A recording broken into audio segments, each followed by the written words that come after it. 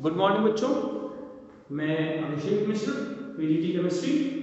आज 12th class के लिए, जैसा कि आपको पता है, ऑर्गेनिक केमिस्ट्री में फर्स्ट चैप्टर हम कंप्लीट कर चुके हैं। आज हम सेकंड चैप्टर की बात करेंगे, जिसमें हम नेमिंग आपको समझा चुके हैं। तो आज का हमारा जो टॉपिक है, structure and preparation of alcohol, phenol, ether. हम इन सब के स्ट्रक्चर और प्रिपरेशन के बारे में पढ़ेंगे। तो सबसे पहले हम आपको स्ट्रक्चर दिखा रहे हैं। जो एल्कोहल होता है, ROH, ऑक्सीजन पर 2 लोन पेयर, आप समझ सकते हैं कि 4 सिग्मा sp3। ज्योमेट्री टेट्राहेड्रल तो नहीं होगी क्योंकि लोन पेयर है, और ये bond angle normal tetrahedral bond angle से कम होगा क्योंकि LP रिपल्शन। ये बॉन्ड एंगल फाइंड आउट किया गया which is less than 109.5 normal tetrahedral, उससे थोड़ा कम होगा due to LP repulsion. But in case of phenol,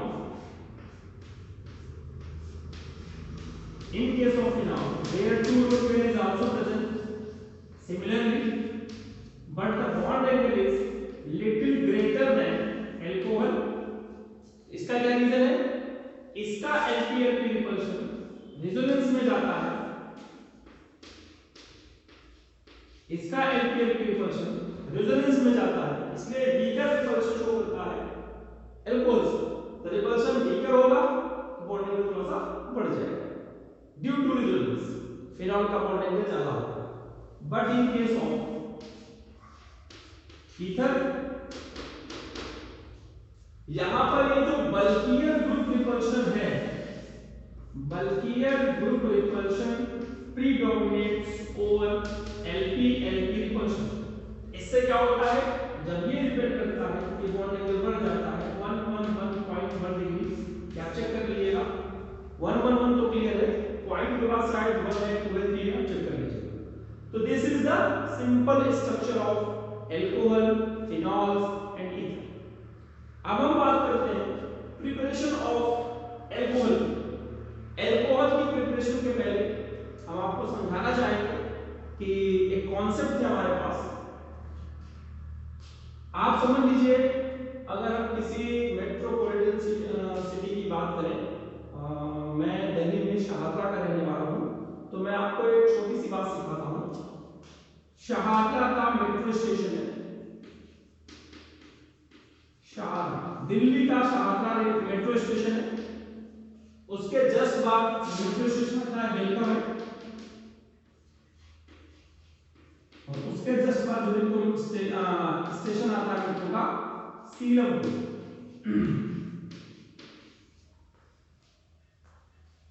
जो लोग दिल्ली में लोकल ट्रेन में चलते होंगे उन्हें पता है कि लोकल ट्रेन एक स्लो लोकल होती है जो कि हर स्टेशन पे रुक के जाती है, और एक फास्ट लोकल होती है जो कुछ स्टेशन को छोड़ के रुकती है।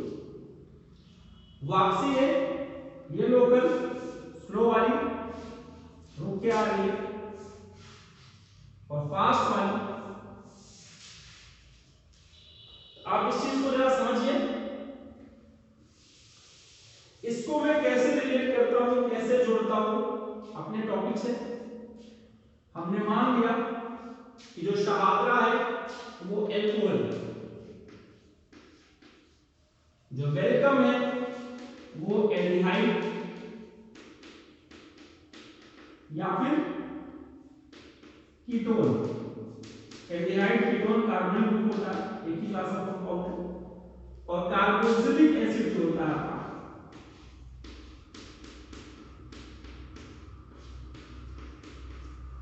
ये क्या है, सीलमपुर। अब शाहदरा से सीलमपुर जाना ऑक्सीडेशन, और वापस सीलमपुर से शाहदरा आना रिडक्शन। ऑक्सीजन लेवल बढ़ रहा है, हाइड्रोजन कम हो रहा है, आप चेक कर सकते हैं। यानी जो शाहदरा से वेलकम जाएगा, स्लो लोकल जाएगी, स्लो मेट्रो जाएगी।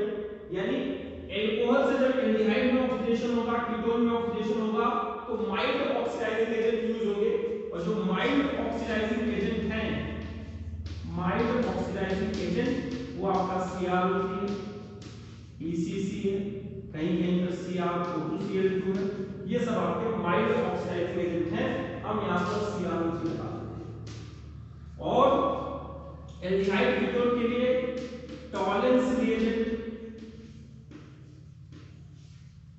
ये माइल्ड ऑक्सीडाइजिंग एजेंट है, या फेरिक सॉल्यूशन, ये माइल्ड ऑक्सीडाइजिंग एजेंट है, हम यहाँ लिख सकते हैं टॉलेंस। और जो स्ट्रॉन्ग ऑक्सीडाइजिंग एजेंट होता है, स्ट्रॉन्ग ऑक्सीडाइजिंग एजेंट K1O4, क्या आप पढ़ चुके हैं, K2Cr2O7, ये भी आप पढ़ चुके हैं। इसको हम यहाँ पर KMnO4 या K2Cr2O7 बता सकते हैं। यानी एल्कोहल से अगर आपको कार्बोक्सिलिक एसिड बनाना है, स्ट्रॉन्ग ऑक्सीडेशन करना पड़ेगा, रिएजेंट क्या लगेंगे, KMnO4 या K2Cr2O7। उसी तरह हम कार्बोक्सिलिक एसिड से एल्कोहल आएंगे, रिटर्न आएंगे, यहां पर जो रिड्यूसिंग एजेंट लगेगा LiAlH4। वेलकम से वापस आना है, H2PD लगा के आ सकते हैं या फिर NaBH4 लगा के आ सकते हैं। और जहां तक मैं समझता हूं, सीलम ग्रुप से वेलकम आने के लिए कार्बोक्सिलिक एसिड को एल्डिहाइड कीटोन में रिड्यूस करने का कोई डायरेक्ट मेथड यहां पे नहीं। तो ये कॉन्सेप्ट है, इससे आप समझ सकते हैं कि एल्कोहल हम कैसे बना सकते हैं, एल्डिहाइड कीटोन कैसे बना सकते हैं, कार्बोक्सिलिक एसिड कैसे बना सकते हैं।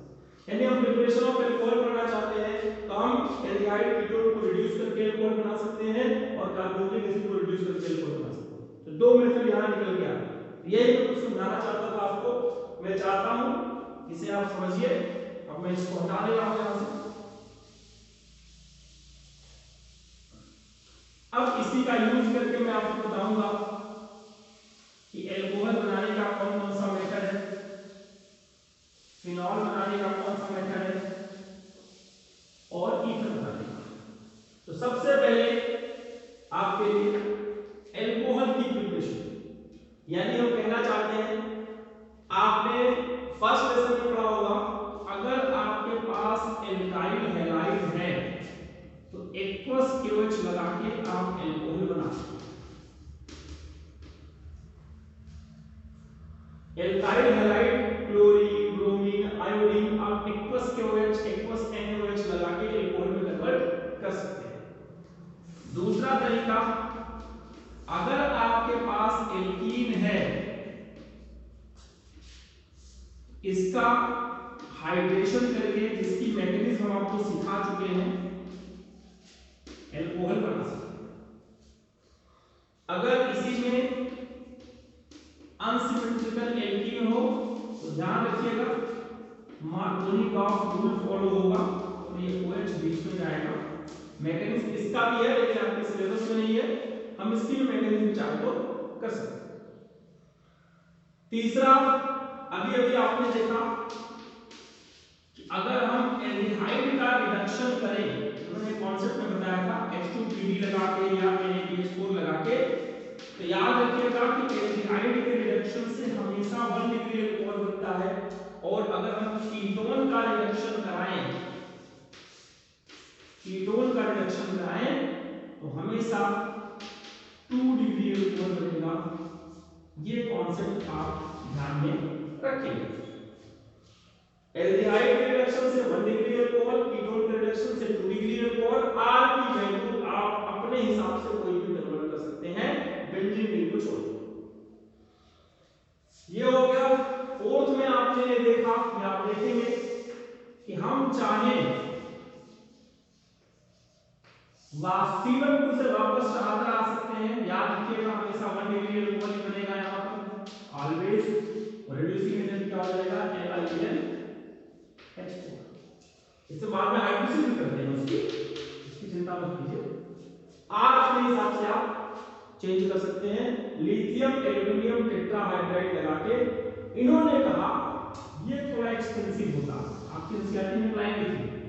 तो सबसे पहले क्या करते हैं, ये जरा समझिएगा, बोर्ड से ज्यादा नीट और IIT के लिए इंपॉर्टेंट। हमने एल्कोहल लगा के इसको कन्वर्ट किया RCOOR-H+2। ये बन गया एस्टर। इसी को एस्टरिफिकेशन कहते हैं, बेटा क्लास में आप पढ़ते थे। यहाँ इथेनॉइक एसिड मान लीजिए, यहाँ इथेनॉल मान लीजिए, एस्टर ये। इसका जब हम हाइड्रोलिसिस कर देंगे H2Pd से, तो ये कह रहे ये एसिड अलग हो जाएगा जैसे था, और ये वाला पार्ट आपका। ये रिएक्शन यूज क्यों की गई? इन्होंने कहा ये एक्सपेंसिव है, हम थोड़ा सा चीपर मेथड, थोड़ा सा कम एक्सपेंसिव, कम कॉस्ट वाला, तो हम इसका यूज कर सकते हैं। और एक टॉपिक रह गया हाइड्रोबोरेशन ऑक्सीडेशन, जो कि 5वें नंबर पे मान सकते हैं। इन्होंने क्या कहा कि अगर अनसिमेट्रिकल एल्कीन की रिएक्शन डाइबोरेन से कराई जाए, समझिएगा, इसका H और BH2 एंटी मार्कोनी का फॉर्मूला फॉलो होगा, CH3 CH2 CH2 ब्रैकेट के बाहर BH2। ये मैंने कुछ गलत लिख दिया, अभी दो नहीं आए हैं, फिर ट्वाइस नहीं लगेगा, ये ऐसे बनेगा CH3 CH2 CH2 BH2। जब इसका अगेन हम रिएक्शन कराते हैं प्रोटीन से, ये बार-बार रिएक्शन होगी, CH3 CH2 CH2 twice BH। फिर से इसकी रिएक्शन कराते हैं प्रोटीन से CH3 CH double bond CH2, तो फिर यहाँ थ्राइस हो जाता है CH3 CH2 CH2 thrice B। अब यहाँ पर अटैक की पॉसिबिलिटी खत्म। अब इसका हम एसिडिक मीडियम में पेरोक्साइड की प्रेजेंस में अगर हाइड्रोलिसिस करते हैं, तो देखिए CH3 CH2 CH2 OH यानी 1 डिग्री ऑलवेज मान सकते हैं, और BOH का थ्राइस बोरिक एसिड की प्रिपरेशन यहाँ होती है। BOH का thrice boric acid H3PO3 11th में पढ़ा आपने, यानी hydroboration oxidation, this reaction is said to be hydroboration oxidation, hydroboration oxidation। in this reaction, अगर हम definition लिखेंगे, the process of reaction of alkene, unsymmetrical alkene and diborane followed by the alkyl hydrolysis to lead the formation of 1 degree alcohol is called hydroboration oxidation। Simply देखिएगा, यहाँ पर अगर इसको open करके देखें, एंटी मार्कोनी का formula लगाएं, इसमें H होगा और BH2 होगा, ये माइनस होगा और ये प्लस होगा, तो प्लस वाला यहाँ जाएगा, माइनस वाला यहाँ जाएगा, तो CH3 CH2 single bond CH2, यहाँ पर BH2 ऐड हो जाएगा। सेम प्रोसेस अप्लाई करते गए यहाँ तक, लास्ट में हमने हाइड्रोलिसिस, तो आपको 1 डिग्री अल्कोहल बना और बोरिक एसिड बना। ये रिएक्शन हमारी थी प्रिपरेशन ऑफ अल्कोहल की।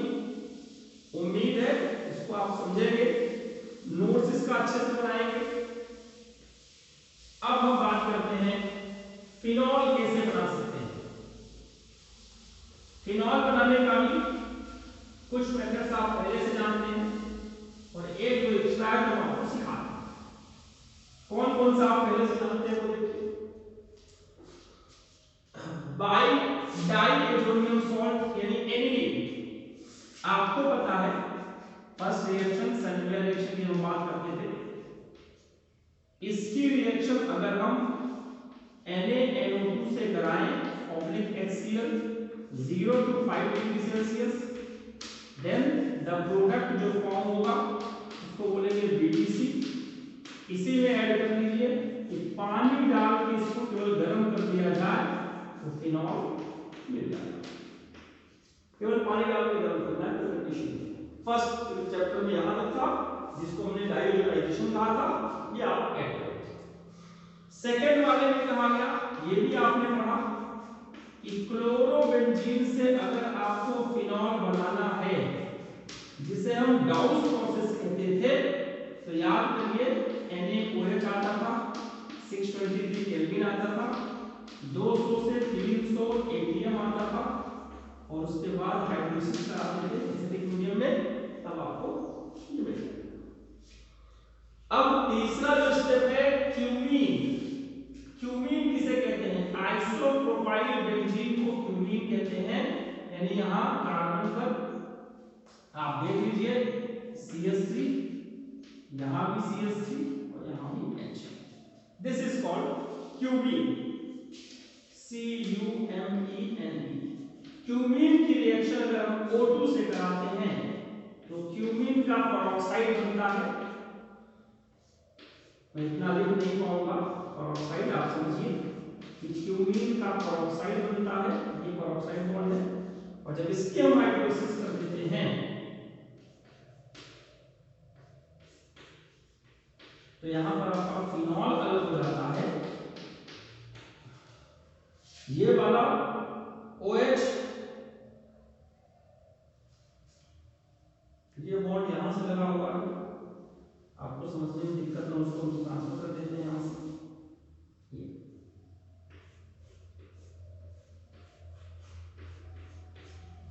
अब जो दूसरा प्रोडक्ट बना हुआ आपका एसीटोन या फिर कीटोन बनता है। ये आपको समझना होगा कि क्यूमीन पेरोक्साइड से, क्यूमीन से जब हम बनाते हैं फिनॉल तो जो सब प्रोडक्ट बनता है, बाय प्रोडक्ट बनता है, वो एसीटोन या कीटोन बनता है, प्रोपेनॉन बोलते हैं। और एक और मेथड है कि बेंजीन अगर आपको दिया जाए, बेंजीन का हम सल्फोनेशन करा दें, कंसंट्रेटेड H2SO4 पता है, सोडियम लेते हैं यहाँ पे, तो बेंजीन सल्फोनिक एसिड बनता है। बेंजीन सल्फोनिक एसिड बनेगा। इसकी रिएक्शन NaOH से करा दें तो आपका ONA आ जाएगा। और जब इसकी हम हाइड्रोलिसिस करा देते हैं एसिडिक मीडियम में तो आप समझिए यहां पर आपका फिनॉल। तो ये कुछ तरीके हैं फिनॉल की प्रिपरेशन के। उम्मीद है आपको समझ में आ रहा होगा। एनसीईआरटी एक बार चेक कर लीजिएगा, कुछ एक्स्ट्रा हो ना समझ में आए तो आप हमें व्हाट्सएप कर सकते हैं। और इसके बाद हम बात करते हैं ईथर की प्रिपरेशन। ईथर में क्या कहा गया? पहला तो ईथर में कहा गया कि bye dehydration of alcohol, hydration नहीं है, sorry, bye dehydration of alcohol. इसको देखिए, डिहाइड्रेशन में हमने आपको सिखाया था 2CH3CH2OH, याद करिएगा तो याद आएगा। लास्ट क्लास में बताया था, लास्ट वीडियो आप देख लीजिएगा। 413 केल्विन टेंपरेचर से मात्रा रखते हैं तो यहाँ पर इथॉक्सी इथेन बनता है प्लस H2O बनता है। उम्मीद है इसकी मैकेनिज्म मैंने कराई हुई है, लास्ट वीडियो चेक करेंगे यूट्यूब का, आपको समझ में आ जाएगा। और इसी तरह सेकंड नंबर को देख सकते हैं CH3 CH2 CH2OH, हमने यहाँ प्रोपेनॉल ले लिया, सेम रिएजेंट यहाँ पे लगाएंगे तो जो प्रोडक्ट बनेगा वो बनेगा प्रोपॉक्सी प्रोपेन। या समझ सकते। अब सेकंड नंबर पर जो इंपॉर्टेंट है उसको बोलते हैं विलियमसन सिंथेसिस। विलियमसन सिंथेसिस, इसमें क्या कहा गया कि RONA की रिएक्शन RH से करा दीजिए, NaX बन जाएगा और ROR ध्यान आपको ये रखना है, कुछ इसमें लिमिटेशन भी है, उसका हम यूज कर लेते हैं। पहले उसका एग्जांपल दिखाना आपको, CH3 CH2ONA plus CH3 Br CH3 CH2O CH3 plus NaCl। इसकी कुछ लिमिटेशंस भी है, वो मोस्ट इंपॉर्टेंट है, उसको जरा आप समझिएगा। पहली लिमिटेशन इसकी ये है विलियमसन सिंथेसिस की कि 3 degree alkyl halide does not undergo Williamson synthesis. अगर ये 3 डिग्री एल्काइल हैलाइड एल्डिहाइड है, ये केमिकल सिंथेसिस में नहीं जाएगा। CH3ONA जब हम करेंगे तो यहाँ पर ये स्ट्रॉन्ग बेस की तरफ बिहेव करेगा, एलिमिनेशन रिएक्शन होगी और ये एल्कीन में कन्वर्ट हो जाएगा। बात को समझिए। और यहाँ CH3Br CH3OH और NABr निकल जाएगा, CH3OH और NABr निकल जाएगा। नहीं इसको बनाएंगे तो कोई बात नहीं, यहाँ एल्कीन बनेगा, मिलाकर एलिमिनेशन रिएक्शन होगी। तो 3 degree alkyl halide does not undergo reaction synthesis. अगर अब हमें ईथर बनाना ही है तो जो करेक्शन होगा वो देखिए, कोई कहेगा ना ईथर ही बनाइए, ऐसी रिएक्शन करा दे। हम क्या करेंगे, जो 3 डिग्री वाला एल्काइल हैलाइड था उसको एल्कोहल में कन्वर्ट कर देंगे और जो छोटा वाला था उसे अब जो आप चाहेंगे वो ईथर आपका